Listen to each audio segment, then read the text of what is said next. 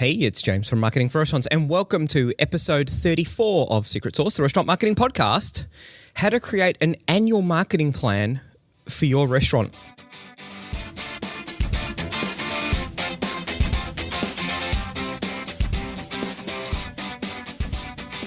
Some restaurants are quiet, lose money, and the owner works 70 hours a week. Other restaurants are busy, profitable, and the owners work a few hours a day. What's the difference? They have a secret sauce. Join James from Marketing for Restaurants as he helps you come up with your recipe for restaurant success. Your secret sauce.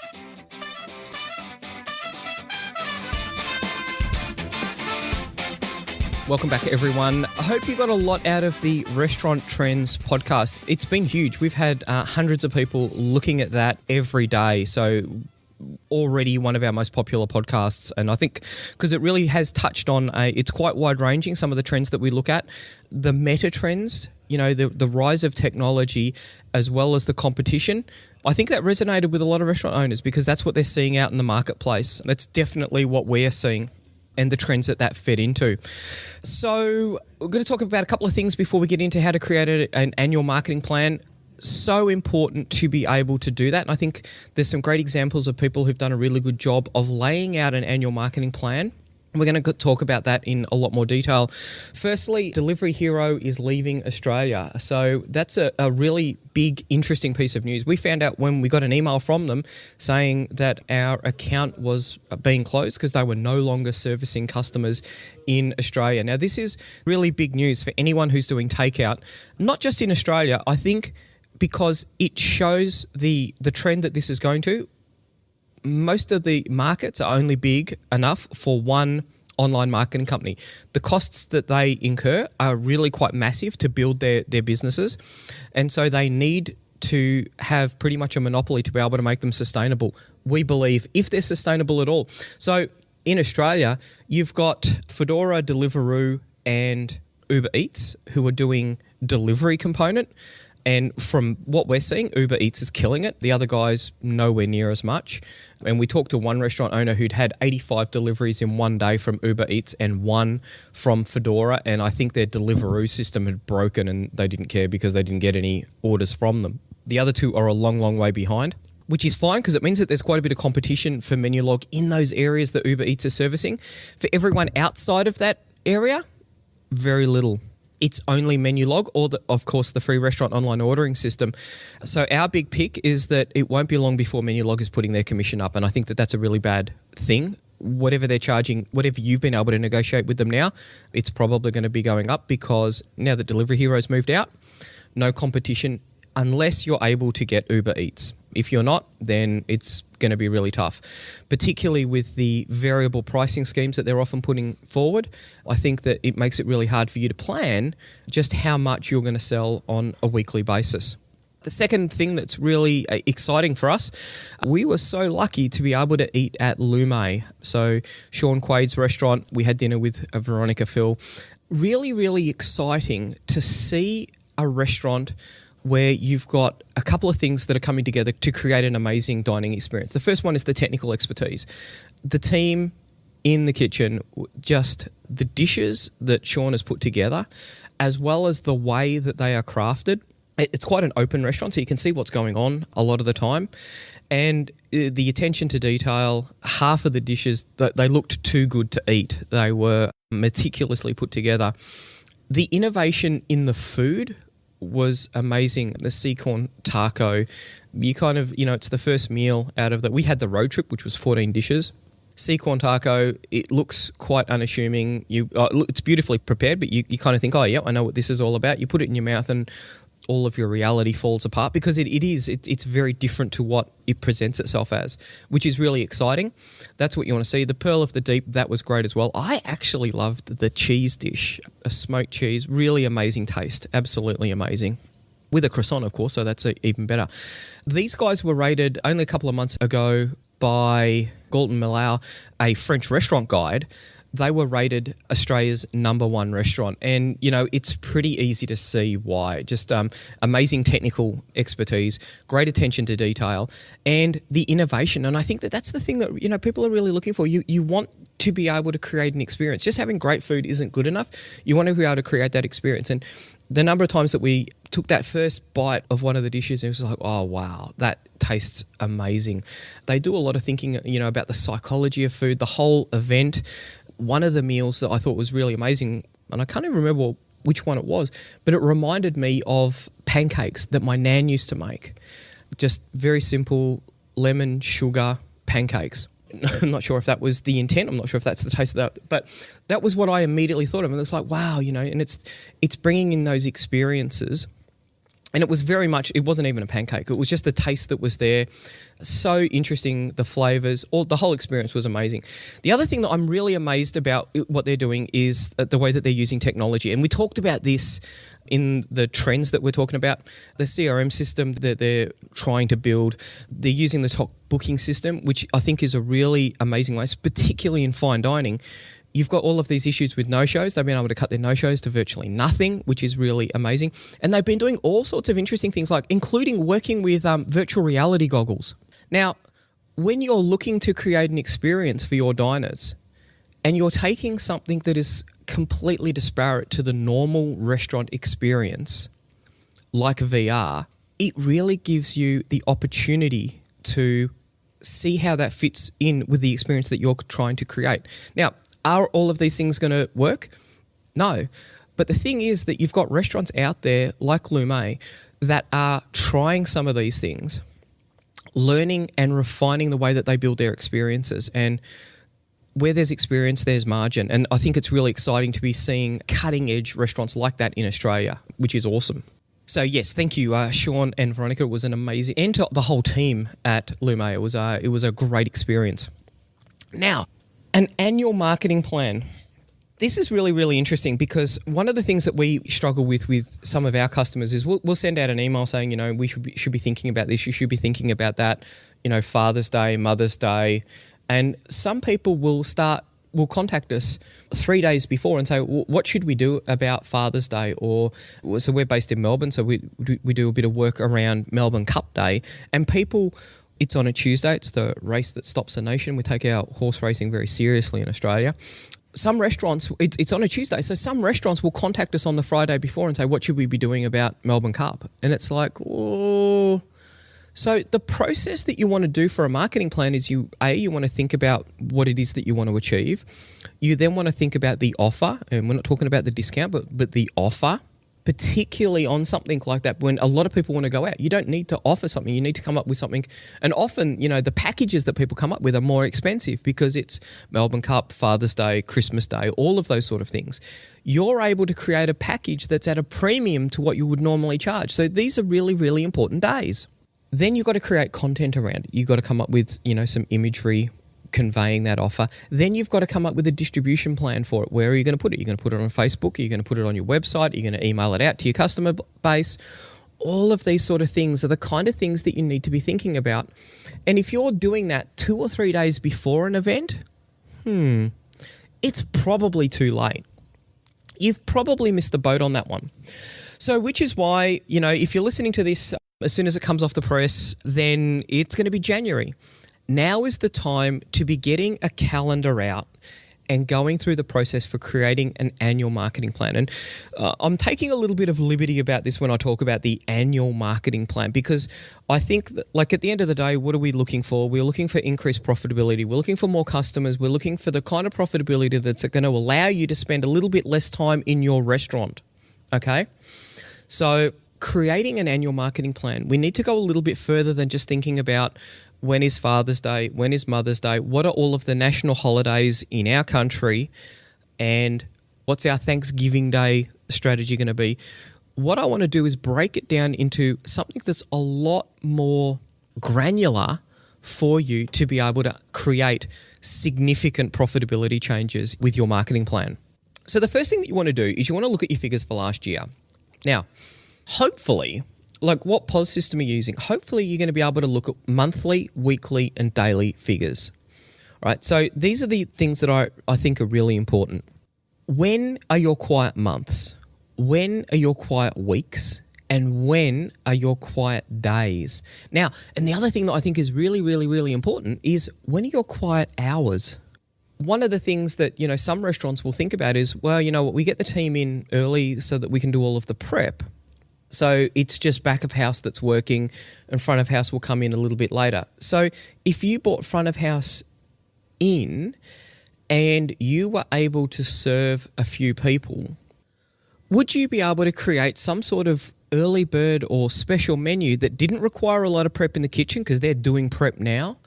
Could that be your happy hour? Now, when you think about it, the number of hours that you're open, the number of hours that you're paying wages, all of those sort of profitability calculations, if you're open for a little bit longer, even if you're not making enough money to be profitable, you're defraying a lot of those costs, your lease, the time that you've got the kitchen in doing prep. So some significant savings that could be had by creating an effectively a happy hour menu. And it doesn't need to be overly discounted. It might just be like a bar menu. And we're starting to see a lot more restaurants experimenting with this to try and look at those sort of things like revenue per available seat hour. So what you want to do when you're analysing your figures for last year is you want to identify the problem times. The next thing you're going to do, obviously, is you're going to look at the holidays that you have in the country that you're in. So, Thanksgiving, Easter, Christmas. What is it that goes on in your country that you can actually start creating a marketing opportunity around? Now, one of the things that you want to look at is how busy were you on those previous days? I know in Australia where penalty rates for wages are really high, there are a lot of restaurants who will close on public holidays because they can't actually fit enough people in there to be able to make it worthwhile. And a lot of others will actually charge a surcharge on public holidays because they're trying to make it economically viable to be open on those days. These are the things that you want to start thinking about. There's nothing worse than working so hard and having a really, really, really busy day, serving heaps and heaps and heaps of customers, and then looking at it at the end of the day, looking at what's in the till and thinking, well, hang on a sec, I had this many front of house, this many back of house, take my food costs out, I broke even, or maybe even worse, lost money. That's really sad. You need to be thinking about that and coming up with a strategy to make it profitable or not opening, because too many people open when they potentially shouldn't. That's another thing that you want to be thinking about. You then want to, so you've got your calendar. Now, the next step on from that, so you've got your gazetted public holidays in there, and that's fine. And the next thing that we're going to start looking at doing is what are the other days that you've got? Now, there is a link, International Observances, in Wikipedia. I'll include this in the show notes because this is a great little idea for you. Think about your local area. Think about all of the community in which you work in. Some of these are no-brainers, okay? So one of them is International Valentine Day, February 14. Wow. So that's kind of a no-brainer. I would have thought that most people would have got a plan around that already. You've got World Radio Day. Now, do you have a local radio station? Could you run a promotion with them? There is World Wildlife Day, International Day of Happiness, World Theatre Day, English Language Day. If you're in a country that English is a second language, you could do that. Do you want to get some local poets in to talk about, to do a poetry recital? How is it? And there are hundreds of these days. International Dance Day, International Jazz Day, International Midwives Day. Is there a local hospital? Do you want to do a special deal for all of the midwives to say thank you for them? International Nurses Day, International Day of the Families. What's the kids' meal going to be special? International Museum Day, Greek Pride Day. There's Mother's Day, Global Wind Day. That's probably less relevant to what I'm struggling. If you come up with something that would be awesome, let me know about that. International Tiger Day, International Beer Day. Come on, that one's a gimme. That's an easy one for most people to be able to come up with some ideas around International Beer Day. That's got to be an awesome celebration. International Coffee Day, World Teachers Day. Now, there's got to be schools around in your local community. Do you go out and offer, you just contact those schools and say, hey, We're coming up to October 5, World Teachers Day, and we just want to thank all of the teachers for, teaching all of the kids in the local community. So come in and have a free beer on us. Do something, get a free entree, or, let's go a little bit further. Let's not discount like that. What would be a meal for teachers? How are you going to, you're going to create a little entree that's in the shape of a book or a scroll, something around those days. Let your creativity run wild, because that's where the magic is when you create that sort of opportunity. World Thrombosis Day, let's skip that one. That's probably not appropriate. World Vegan Day, November 1st. If you're serious about your vegan cuisine, perfect. Celebrate that. Put that out on Facebook. Target people who are vegans. We're celebrating World Vegan Day. We've got our 5 tastiest vegan meals. Please come in and try them. Easy, easy, easy, easy. World Hello Day. Now, do you want to do a communal dining thing where you could celebrate that? Now, some of these are going to work, some of them aren't. Particularly if it falls on a day that's going to be quiet anyway, at least have a crack at trying to come up with something that would work for you. And I think, but there's a whole heap of days in here that would be perfect for you to go through, and you'd probably be able to find 10 of them or 12, one a month, that's going to work for you, where you can target a new demographic. International Civil Aviation Day, December 7. Is there an airport nearby? Do you want to target all of the pilots who live within 20 kilometres of your restaurant? Come on in, show us your pilot's license and get a free blah. Easy. Really, really, really easy. And I think that we're now starting to, particularly on these days when they fall on a Tuesday or a Wednesday, we're now starting to come up with some really interesting ideas to have more profitable days, which leads into more profitable months, which is going to make for a really profitable year. And that's exciting. One thing that a lot of restaurants do is they'll have seasonal menus, but I am amazed at the restaurants that don't. They don't have a seasonal menu, and they don't even have seasonal offerings. There's nothing they're driving people that relates to the weather. Go to your local weather website and find out what the average temperature is. So in Melbourne, we've had some really, really, really hot days. It's been 35 degrees, which I don't know, what's that in Fahrenheit? 95. So pretty hot. Do you have like a slushy? Have you got a really nice cold dessert? Have you got cold beer on tap? What is it that you are doing around the season to be able to draw people in? Grab a beer on the way home and have one of our signature entrees. That sounds great. So add in the weather. Then you're going to want to start in those areas where, so you've done your gazetted public holidays, you've then come up with the annual days. The next thing to do is start thinking about, okay, here is a 2-week period where we don't really have a lot going on and it's a pretty quiet month. Right. Okay. So we're in the middle of winter. What are we going to start thinking about? How are you going to drag people out of their homes and get them to come in? This is when you want to start putting out your A-grade marketing material. And I am thinking about, let's get a local vineyard, a local winery with a sommelier to come in, and let's do a matched pairing of, 4 or 5 of your best dishes with a local wine. Or is it a Chinese restaurant? Is there some Chinese wine potentially that you want to showcase? What is it there that you can start to do around the food that you've got? These are going to be the ones where you're going to really try and avoid those troughs in revenue. And there are 101 of these ideas out there. One of the things I've gotten a lot of feedback about is language nights. So if you are a Spanish restaurant, you should be teaming up. What you're desperately looking for is a place, a college that does night classes or even afternoon classes in Spanish, and offer them a special deal. Come in on a Tuesday night, we'll speak Spanish at you, and you can practice your Spanish and get a discount or, have a special menu item. We'll give you the Spanish-only menu. So print a special Spanish-only menu. They have no choice but to go through that menu and try and decrypt it. Once again, what is it that you're selling? It's not food. I hate marketing food. It's so difficult to do. But let's sell an experience. Wow. How much easier is that? This is awesome. I am now habla español un poco. That is much more exciting. And that's the opportunity. And so what we've done here is we've gone and we've found someone that you can drag in on a regular Tuesday night. So they're going to spend 2 hours practicing their Spanish. And then they're going to come in and then they're going to use it in real life. They're going to be speaking to Spanish waitresses and having that experience of interacting with them, ordering from a Spanish menu. In all seriousness, that is almost like being exactly in Spain or any of the Spanish-speaking countries.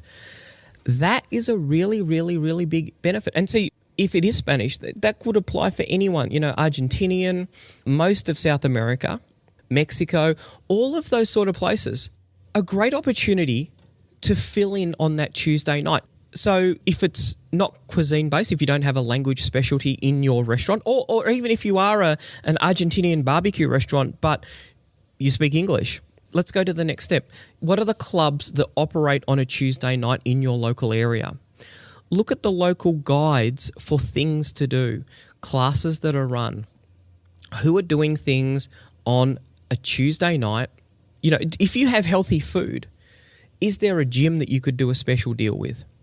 What are the businesses? Go through all of the businesses that are around that are operating on that Tuesday night and think of what's my offer for these guys? What's my offer for these guys? What's my offer for those guys? And come up with a series of marketing campaigns for them. Some of them are not going to work. Some of them are going to work brilliantly. And that's what you want to be focusing on. Now, the next thing, let's go that step down.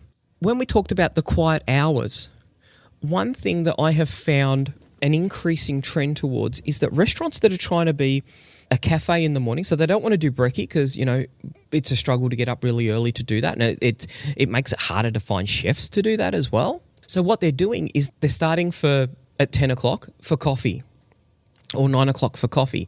And then what they're actually targeting is people who are dropping off their kids to school. So they're going for the school mums, drop your kids off and catch up for a coffee. Awesome audience, long dwell time, 2 or 3 coffees, plus a cake. Now, you come up with an offer for that. You market it through the local schools. And that then becomes a haunt.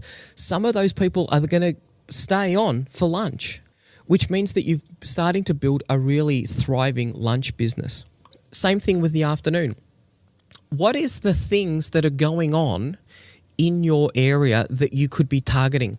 One of the things that I've seen quite a bit, we actually saw this in Argentina, which I found really amazing because I've never seen it in Australia, and you think about in a retail environment, you might only have one person in a shop. So it's difficult for them to get out and get lunch. So a lot of people were doing delivery, and I'm not talking about getting on a bike or anything like that. I'm talking about just walking out 50, 100 meters and doing lunch for them. Now, online ordering system, makes it nice and easy. Get your order in by 11 o'clock and we'll deliver it to you between 12 and 12:30.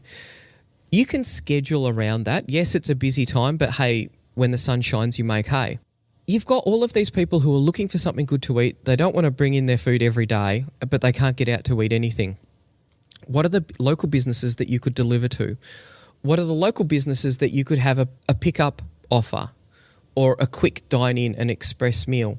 How is it that you're going to build your lunch? What special is it are you going to give? If you're super busy, and I know we talk to a lot of people and they say, look, lunch is flat out. We're hectic. Okay, that's fine. What you want to do is create a second lunch. Come in after 2 p.m. and get this. So treat those people as special. Give them some sort of offer, maybe a discount.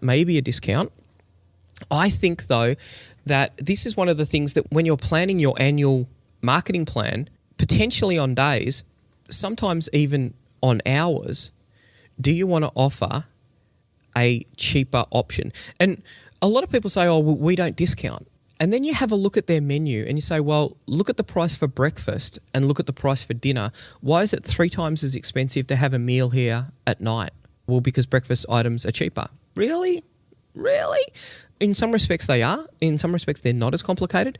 But it's not 3 times the difference. And that's one of the things, is that people already are discounting because of the fact that there's less people who come out for breakfast. Embrace that fact and have a special, mid-afternoon offer. Target a crowd of people who are looking for something in that mid-afternoon. Fight that battle every hour of every day of every week of every month to maximize your revenue for every seat that you've got in the restaurant.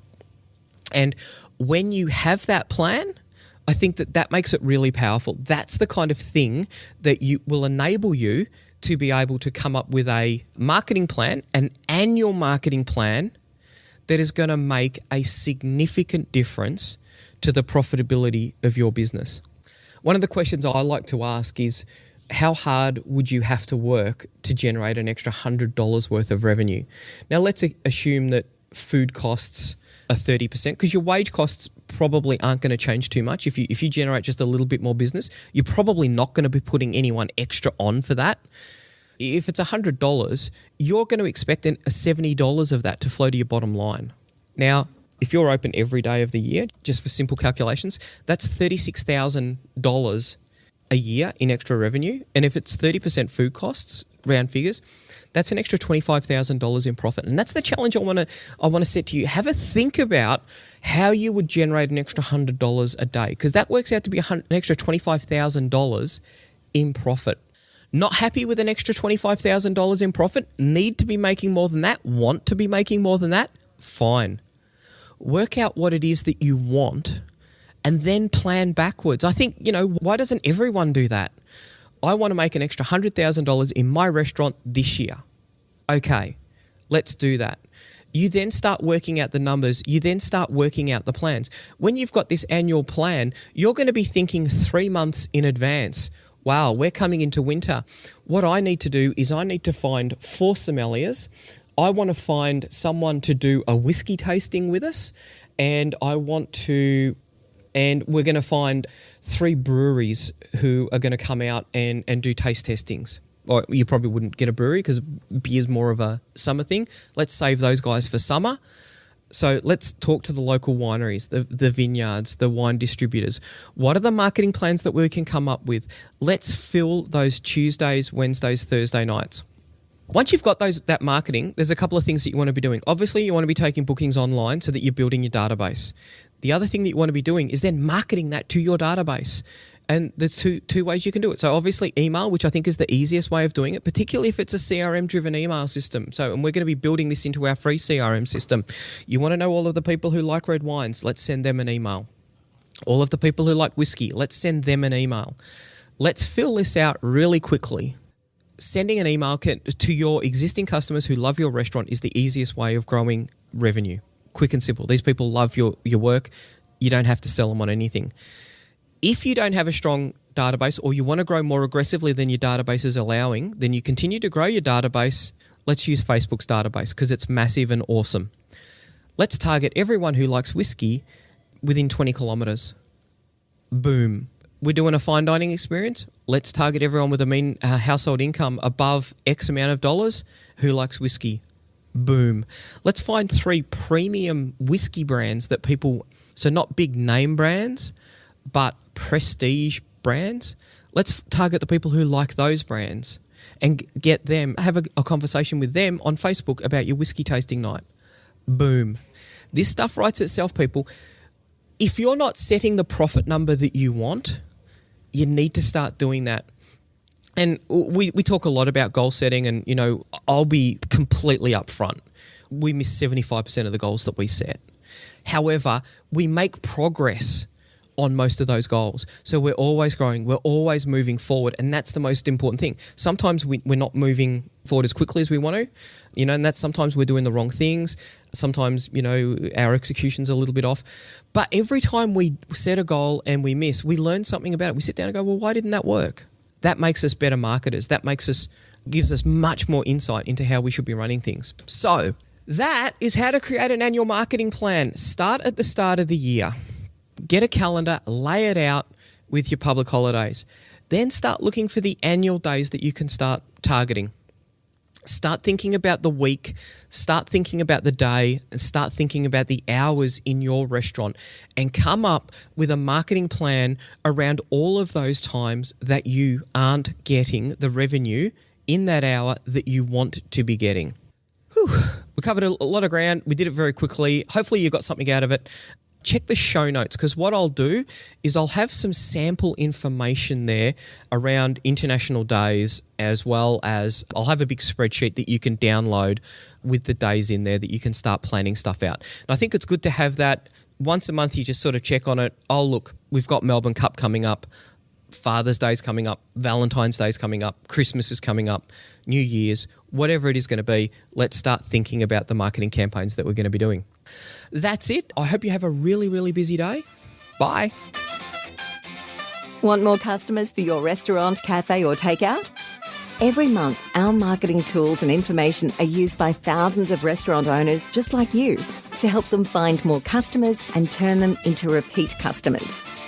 All of our tools and information is designed specifically for restaurant owners. We know you don't have a lot of time to spend marketing or learning complicated procedures, so our tools are quick and easy to use. If you're looking to increase your revenue and profits or want to work less hours, check out marketingforrestaurants.com.